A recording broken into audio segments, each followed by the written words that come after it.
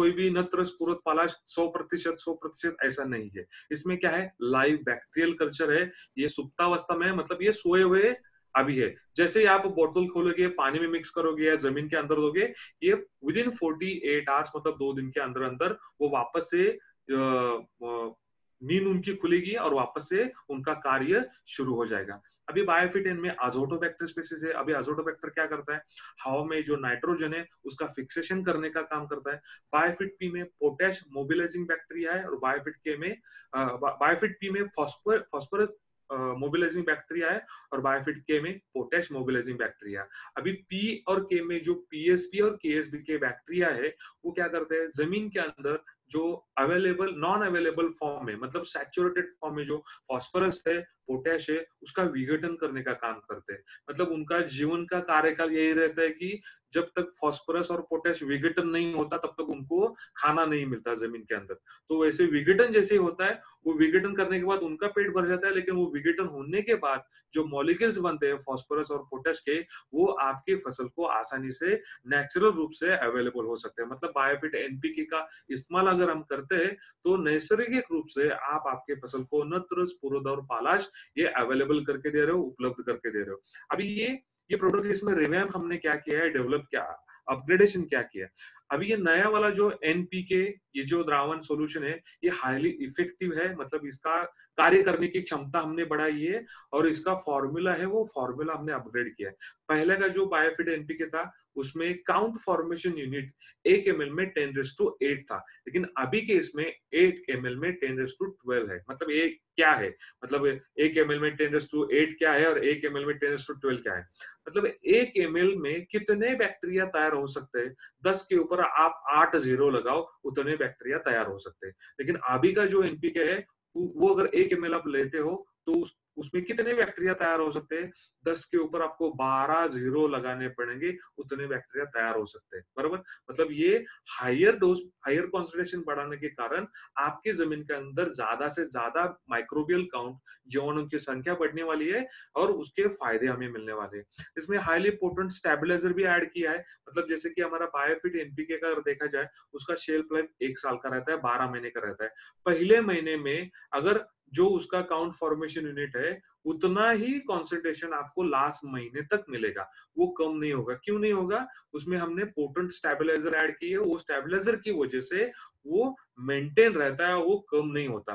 बाकी मार्केट में जो अवेलेबल जीवाणु लिक्विड बायो फर्टिलाइजर है, तो वहां पे होता क्या है, वहां पे आपको पहले महीने में अगर वो प्रोडक्ट इस्तेमाल करते हो तो काउंट अच्छा आएगा, जीवाणु की संख्या ज्यादा मिलेगी। दूसरे तीसरे चौथे महीने में जैसे ही आप महीना बढ़ाते जाओगे, वैसे वो काउंट धीरे धीरे कम कम आता हुआ 10⁻5 तक, 10⁻4 तक आ जाता है। लेकिन अपना बायोफिट का जो प्रोडक्ट हमने रिवैम्प किया है, उसमें आपको पहले महीने में और 12वें महीने में आपको सेम काउंट फॉर्मेशन यूनिट, मतलब बैक्टीरियाओं की संख्या आपको मिलेगी।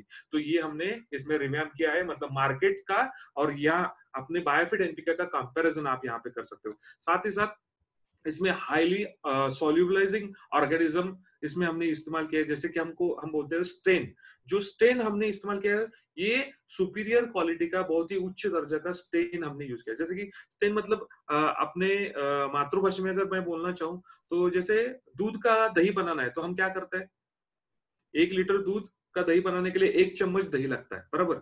अभी दही क्या है, वो बैक्टीरियल कल्चर है, वो स्टेन है, बराबर। अगर अच्छा दही लेते हो तो अच्छा दही लेते हो तो उस दूध का दूसरे दिन अच्छा दही मिलता है। अगर दही खराब है तो दूसरे दिन अच्छा दही नहीं मिलता, उसको दोपहर तक या शाम तक वैसे के वैसे रखना पड़ता है, बराबर।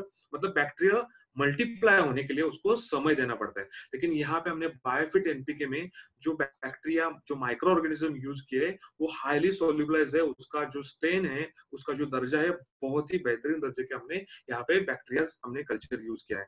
न्यूट्रिएंट्स, कुछ न्यूट्रिएंट्स भी हमने इसमें ऐड किए ताकि ये इसकी डॉर्मेंसी जैसे ही ब्रेक होती है, डॉर्मेंसी ब्रेक होना मतलब ये बायोफिट एनपीके के जो बैक्टीरियाज है वो इस्तेमाल में आना, मतलब वो ये जमीन में जाने के बाद या पानी में जाने के बाद 48 आवर्स में उसका डॉर्मेंसी ब्रेक हो जाता है और उनका कार्य प्रणाली शुरू हो जाता है। तो शुरुआत के समय में उनको कुछ एनर्जी मिलने के लिए हमने कुछ न्यूट्रिएंट्स भी इसमें ऐड किए। मतलब जैसे कि बोलते हैं कि हम सुबह उठने के बाद मुझे थोड़ा ब्रेकफास्ट मिलता है तो 1 बजे तक मैं आराम से काम कर सकता हूँ, बराबर? सुबह-सुबह तो खाना कोई नहीं खाता। वैसे ही इनकी डोर्मेंसी जैसे ब्रेक होती है, डोर्मेंसी ब्रेक होने के बाद उनको इंस्टेंट पावर एनर्जी मिलने के लिए कुछ न्यूट्रिएंट्स भी हमने इसमें ऐड किए ताकि इनकी कार्यक्षमता बढ़े और बेहतर रिजल्ट हमें मिले।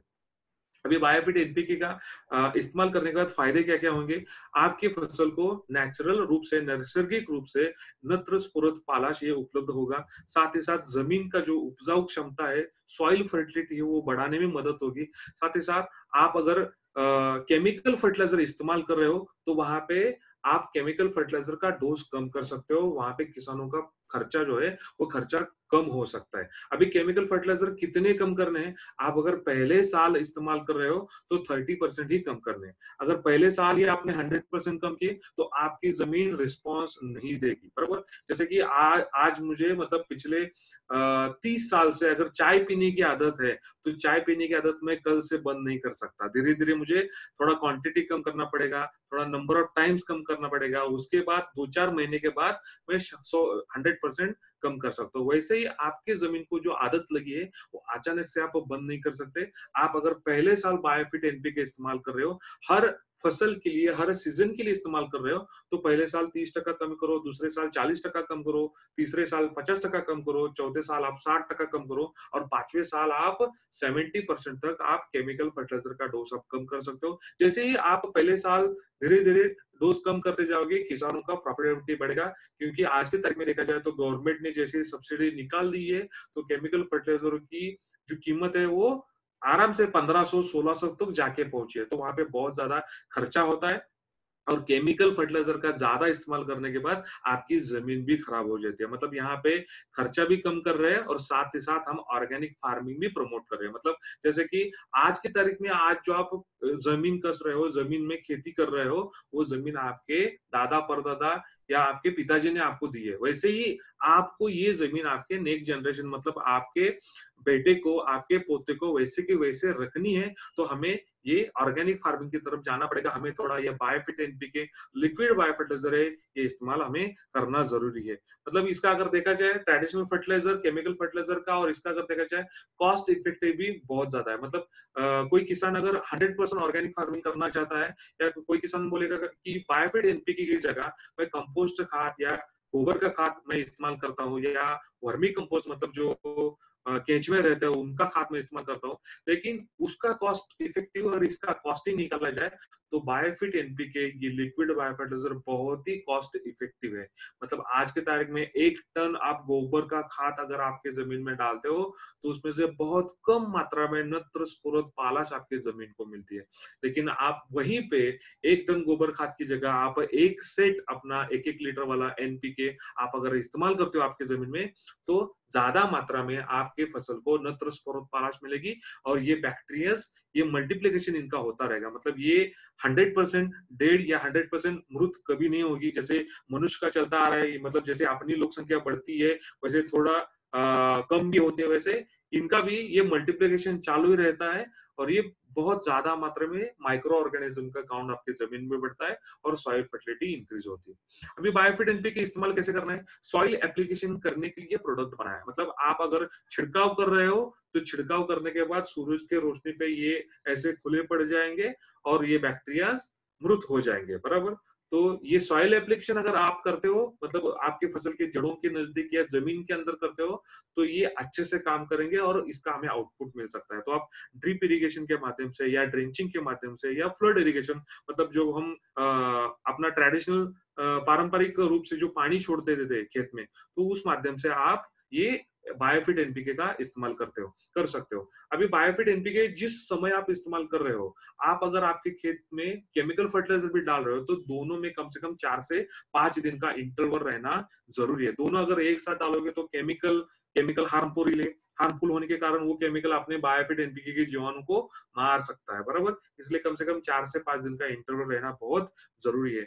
ड्रेंचिंग के लिए आप अगर इसका द्रावण बना रहे हो, सोल्यूशन बना रहे हो, तो 1 लीटर पानी के लिए 1 से 2 ml एनपीके हर एक मिक्स करना है। उसके बाद आप पौधे, छोटे पौधे को या पेड़ को आप ड्रेंचिंग कर सकते हो। या ड्रिप या फ्लड इरिगेशन के माध्यम से अगर दे रहे हो तो 1 एकड़ फील्ड के लिए, 1 एकड़ मतलब 40 आर, 1 एकड़ फील्ड के लिए 200 लीटर पानी में 1 litre N, 1 litre P, 1 litre के इसका द्रावण बना के आप टाइम एडजस्ट करके आप उसको पानी के माध्यम से जड़ों के बीच आप छोड़ सकते हो। नेक्स्ट जो प्रोडक्ट अपना है वो है बायोफिट शेप।